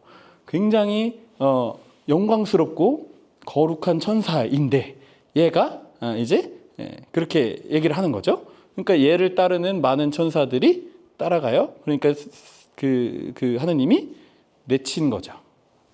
너네 순명하지 않으면 안 돼. 근데 얘네들이 뭐래요? 계속해서 하느님을 스스로 거부해요. 얘네들이 사탄이에요. 특별한 게 아니라. 그래서 사탄도 권능이 있어요. 천사들처럼. 그래서 막 사탄 들린 사람들 막 알잖아요. 막 다 알고 막 맞추고. 사탄이라서 그래. 사탄도 권능이 있어요. 근데 얘네들이 그러니까 하는 일이 뭐겠어요? 얘네들이 제일 싫은 게 뭐겠어요? 사람이 하느님과 가까워지는 게 제일 싫은 거예요. 애초에 얘네 태생부터가 그게 싫어서 나온 애들이니까. 그러니까 우리가 열심히 기도하면 뭐예요? 그게 제일 싫은 거예요. 우리가 고해성사 보는 걸 제일 싫어한다고요. 그러니까 우리가 지을 수 있는 죄 중에 제일 큰 죄가 뭘까요? 일부러 고해성사 안 보는 거. 일부러 미사 안 하는 거. 네. 난 거부할 거야 라고 하는 거. 사탄이랑 똑같은 일인 거죠. 그렇게 하게 만들려고 얘네들이 온갖 죄를 짓게 하는 거예요. 결국에는. 그냥 그 나쁜 짓 자체가 좋아서가 아니라. 지옥의 존재 근거는 그겁니다. 하느님과 완전히, 그래서 얘네들은 완전히 갈라선 애들이에요. 하느님과 완전히 동떨어진 애들. 얘네랑 똑같은 상태에 가는 게 지옥이에요. 그래서 지옥이 있을 수밖에 없어요. 하느님이 인자하신데 아무리 큰 죄를 졌어도 지옥에 보내실까? 지옥은 스스로 가는 거예요. 그래서 아무리 큰 죄를 졌어도 하느님 성령께 내가 용서를 정말 참회해서 용서를 회개하면 하느님은 다 용서하세요. 근데 그걸 안 하는 게 누구예요? 지옥에 간 사람들이 안 하는 거예요. 그러니까 지옥에 간 사람들은 뭐라고 있을까요? 너무 뜨거워, 나 좀 살려주세요 하느님, 이러고 있을까요? 이건 연옥이에요. 이건 뭐예요? 하느님을 믿고 있는 거예요. 하느님 살려주십시오. 이건 연옥입니다. 아직 내가 갚을 죄가 남아가지고 갚고 있는 거고, 지옥에 있는 애들은 뭐 하고 있을까요? 내가 왜 여기에 있어야 돼? 내가 뭘 잘못했다고 울며 이를 가는 상태. 성경에 많이 나오죠. 손발을 바꿔서 불충한 종을 던져버려라. 거기서 울며 이를 갈 것이다. 울며 이를 가는 게 뭐예요? 부들부들 내가 왜, 난 잘했는데. 그 상태입니다. 지옥은. 사실 엄청 어찌 보면 불쌍하죠. 어쩜 저렇게 나쁠까 이게 아니라 불쌍할 정도예요. 그런 상태가 지옥입니다. 그러니까는 우리도 경계해야 돼요. 난 신앙생활 잘했는데 아닐 수도 있다. 물론. 그렇죠? 그래서 지옥은 그렇다는 거. 성서는 써 있는 대로 이것만 하고 이제 빨리 마칠게요. 이제 마지막입니다. 성경은 그대로 사실이 아니에요. 그러면은 그렇게 따지면 창세기 빛이 생겨라 해가지고 빛이 생겼고, 하느님이 우리 만들 때 그러면 한 명 태어날 때 내가 둘째를 낳았어. 그럼 그 둘째를 하느님이 이렇게 해가지고 만드시는 거니까 흙으로 이렇게 해가지고 내 뱃속에 넣어줘. 이거 아니잖아요. 성경에서 나오는 것은 하느님이 어떤 분인지, 하느님의 뜻이 뭐고 우리가 그래서 어떻게 살아가야 되는지 그거를 표현해 놓은 게 성경이에요. 그래서 역사적이고 과학적인 사실이 아니에요. 팩트가. 그러면 진짜 아예 다 소설입니까? 그것도 아니에요. 사실에 기반한 이런 비슷한 일들이 있었던 거죠. 그거를 기록할 때에 어떻게 기록한 거예요? 하느님적인 눈으로 해석해서 기록해 놓은 거예요.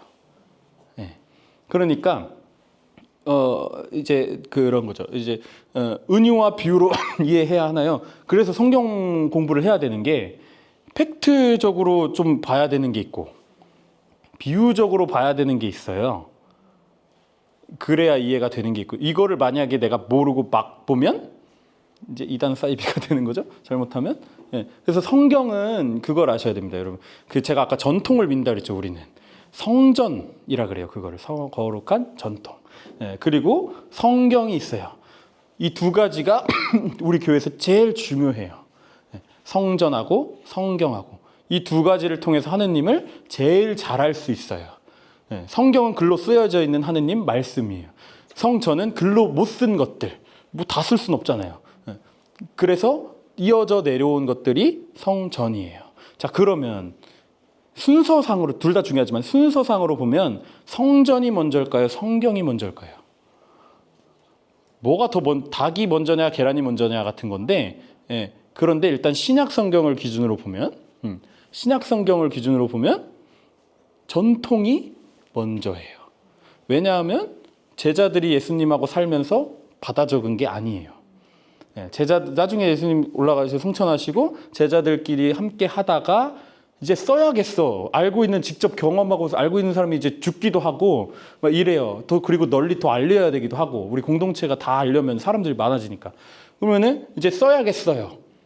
그래서 쓰는데 지금까지 발견된 예수님에 대한 복음서만 40개가 넘어요. 이거 한두 사람이 썼겠냐고요. 그렇죠? 예. 뭐 유다 복음서도 있단 말이에요. 유다가 쓴 복음서. 근데 그 많은 기록물들 중에서 이게 4개가 복음서야. 그래서 마테오, 마르코, 루카, 요한 이거를 딱 정한 게 누가 정한 거예요? 그럼 이거 하느님이 이걸로 해라 이랬을까요?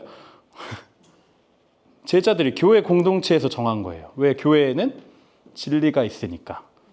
예수님하고 예수님이 성령을 주셨잖아요. 진리의 성령을 받아라 주셨잖아요.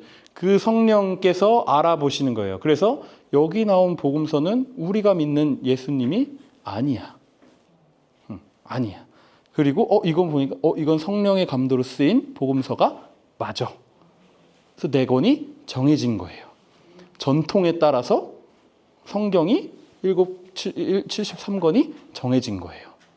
그러니까 그럴 일이 없겠지만 갑자기 우리 교회에서 이거 아니다 해서 한 권 빼버려도 되는 거예요. 그렇게 따지면. 네. 근데 그럴 일이 없죠. 네. 그럴 일 절대 없죠. 근데 그래서 성경하고 성전은 항상 같이 가야 돼요. 그래서 이 성경을 해석할 때에 우리 전통에 따라서 성령에 따라서 진리에 따라서 해석해야 돼요. 안 그러면 이게 진짜 코에 걸면 코걸이고 귀에 걸면 귀걸이에요. 그러니까 이단 사이비가 이걸로 많이 생기는 거예요. 막 다 껴 맞추면 워낙에 방대하기 때문에 막 다 껴 맞추면은 다 누구도 사이비 교주가 될 수 있다니까요. 그러니까 뭐 이만희 같은 그 사람도 그 노인네도 그냥 되는 거 아니에요. 아무것도 없는 사람인데. 그러니까는 이제 성경은 그런 위험이 있다. 그래서 다분히 우리 가톨릭 교회적인 입장이지만 그렇게 보다 보면 개신교가 좀 이상해지죠. 개신교에서는 이제 뭐예요? 그런 전통을 우리가 쭉 1500년 동안 이어오는데 부패하니까 그걸 거부하고 성경은 객관적이잖아요. 글로 써 있으니까. 이것만 들고 나간 게 루터예요. 네. 그래서 종교 개혁이라 그러는데 우리는 종교 분열이라 그래요. 가톨릭 교회에서는 종교 분열이라 그래요. 개혁이 아니라. 그리고 얘네들이 이런 문제를 제기하면서 나가니까 우리 교회에서도 가만히 있었겠습니까? 그때 다시 다 정립해요. 공의회를 열어가지고 다 쇄신시켜요. 막 해가지고 막 그냥 다 청소를 하는 거지. 이제 이거 이제 이렇게 나갈 정도로 우리가 부패했구나. 쇄신하자. 으아 해가지고 이제 칠성사 이런 것도 그때 이제 우리 전통이 다시 또 정립이 좀 됩니다. 우리 입장에서도 오히려 좀 어떤 자극제가 된 거죠. 그렇게 해서 된 겁니다. 그래서 은유와 비유로 해석해야 되나요? 이거는 성경 공부를 그냥 하시는 게 제일 나아요. 어떤 구절마다 어떻게 하시라고 제가 말씀드릴 수가 없습니다. 그래서 성경은 그런 책이라는 것 아시면 좋을 것 같습니다. 오늘 고생하셨고 생각보다 이제 많이 길어졌는데 혹시 또 궁금하신 거 있으실까요? 기회가 없을. 왜 이러지? 네. 일반 신자들도 네. 비겁한 상황일 때 네. 세례 성령을 줄 수 있잖아요. 그때 물로 이렇게 3번 부어줘야 되는데 성수가 아니에요. 성수로 보면 안 되는데. 아 그냥 깨끗한 물을 붓는 거. 자연수. 아 자연수요? 우리가 자연수라고 그래요. 그러니까 깨끗한 물. 그러니까 그냥 수돗물 뭐 이런 맞아요. 수돗물. 수돗물로 하는 데. 물론 이제 세례성사를 제대로 할 때는 그 물을 축복하거든요. 세례수로 만들어요. 그래서 이거를 성수처럼 쓸 수도 있는데, 근데 그런 급박한 순간에 뭐 신부님 없어가지고 지금 내가 하는 건데 세례수를 어떻게 만들어? 그러니까 그때는 그냥 순수한 물이면 됩니다. 삼다수, 아이시스 이런 걸로 하시면 된다. 이런 음료수만 아니면 된다. 예, 그렇습니다. 그래서 성사에는 무조건 그 요소들이 꼭 있어야 되는 요소들이 있어요. 눈에 보이는 요소가 있고, 그 진료가 있고, 형상이 있어요. 꼭 해야 되는 말이나 행동 같은 거. 그게 세례성사는 자연수하고 나는 성부와 성자와 성령의 이름으로 뭐 요셉에게 세례를 줍니다. 이 말만 해야 돼요. 이 말을 꼭 해야 돼요. 물만 부으면 안 돼요. 예. 고해성사도 그렇죠. 고해성사는 꼭 필요한 게 죄가 있어야 되고, 그다음에 꼭 해야 되는 기도문이 나는 성부와 성자와 성령의 이름으로 이 교회의 죄를 용서합니다. 이 말을 꼭 해야 됩니다. 안 하면은 안 돼요. 고해성사가. 아시죠? 네. 신자가 아닌 사람도 줄 수 있어요. 정말 급박하면. 예. 죽기 전에는 다 됩니다. 그럴 일 없겠지만. 네. 네, 고생하셨습니다. 네. 뭐라고요? 그 사람이 진정으로 회개했다면 그렇게 되지 않을까요? 그리고 이론상은 그래요. 왜냐하면 세례 받으면 모든 원죄와 본죄가 다 사해지기 때문에. 네. 하느님만이 아실 겁니다. 근데 이론상으로 가능하죠. 맞아요. 가능해요. 천국 가요. 네. 맞네. 네. 왜냐하면은 그 예수님 오른쪽에 못 박힌 사람 있죠. 네? 강도. 그 강도가 이제 왼쪽에 있는 애는 막 예수님 놀리잖아요. 너도 그러니까 이거 오른쪽에 있는 애가 너 그러지 말라고. 그리고 우리는 죄가 있어서 그러지만 우리는 죄가 없으시다. 이러면서 스승님 날아가실 때 저를 기억해 주십시오. 그러니까 예수님이 그럼 착한 일 하고 오렴 이러지 않고 너는 오늘 나와 함께 낙원에 있을 것이다. 이렇게 얘기해요. 그러니까는 행위가 아니라 본성이죠. 이건 또 다른 얘기. 하여튼 그 믿음이 중요합니다. 믿는 게. 그러니까 안 믿는 상태에서 대세만 받고 돌아가셨다. 이러면 좀 모르겠어요. 근데 정말 죄인으로 살았는데 한평생 정말 다 뉘우치고 하느님을 사랑하는 마음으로 세례를 받고 돌아가셨다. 천국 가실 수 있죠. 예. 근데 그러기가 쉽지 않죠. 그러면은 죽기 전에 세례 받으면 되는 거 아닙니까? 그렇게 생각하는 사조가 1500년 전쯤에 있었어요. 근데 그게 안 되더라는 거죠, 사람이. 그렇게 되는 사람도 있는데 모든 사람은 그렇게 안 된다는 거예요. 그래서 신앙은 우리가 물동이에 물 채우는 거라고 얘기해요. 우리가 물동이에 물을 채워서 넘치게 해야 돼요. 넘쳤어. 마지막에 넘쳤어. 그러면 마지막으로 내가 푼 그 물 때문에 넘친 거예요? 아니죠. 내가 그동안 계속 퍼 넣었으니까 마지막에 넣었을 때 넘친 거 아니에요? 우리 삶도 마찬가지입니다. 회개를 하려면은 탁탁탁 쌓아 올려야 되는 거예요. 근데 어떤 하느님의 특별한 은총으로 한 방에 되는 사람들이 가끔 있는 거죠. 그거를 바라고 나 죽기 전에 세례 받아야지. 이거는 언제 죽을 줄 알고 그리고 네. 말도 안 되는 얘기다. 네, 되셨습니까? 네, 고생하셨습니다. 마침 기도로 우리 영광송 바치실게요. 성부와 성자 성령의 이름으로 아멘. 영광이 성부와 성자 성령께 처음과 같이 이제와 항상. 주님께서 여러분과 함께 전능하신 천주 성부와 성자와 성령께서는 여기 모인 모든 이에게 강복하소서. 주님을 찬미합시다. 하느님 감사합니다. 성부와 성자 성령의 이름으로 아멘. 네, 고생하셨습니다. 또 공지 드리겠지만 11월에 이제 이게 한 번 더 남았어요. 근데 그때는 이제 이렇게 교리 수업으로 안 할 거고요. 아직 정확하게 제 내용을 준비하지는 않았지만 이렇게 좀 찬양할 거예요. 노래하면서 성가도 부르고 뭐 그런 시간 이렇게 좀 이렇게 교리 수업이 아니라 좀 이렇게 기도하는 시간 우리 노래하면서 그런 시간 할 거니까요. 또 다음 달에도 공지 드리면은 또 많이 또 신청해 주시기 바랍니다. 네, 고생하셨습니다. 감사합니다.